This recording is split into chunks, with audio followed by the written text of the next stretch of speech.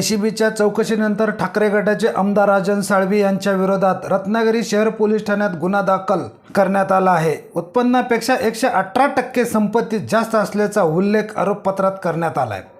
प्रदीर्घ चौकशीनंतर पोलिसांनी राजन साळवी यांना ताब्यात घेतले। राजन साळवी यांच्या घराबाहेर कार्यकर्त्यांची मोठी गर्दी जमली आहे। या कारवाईमुळे त्यांचे कार्यकर्ते चांगलेच आक्रमक झाले आहेत।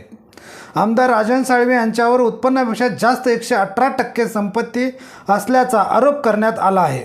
आरोपी म्हणून स्वतः राजन साळवी, पत्नी आणि त्यांच्या मुलाचा समावेश आहे। राजन साळवीच्या यांच्या घरी गुरुवारी सकाळीच एसीबीने धाड टाकली। रत्नागिरी, राजापूरसह इतर ठिकाणी धाड टाकली।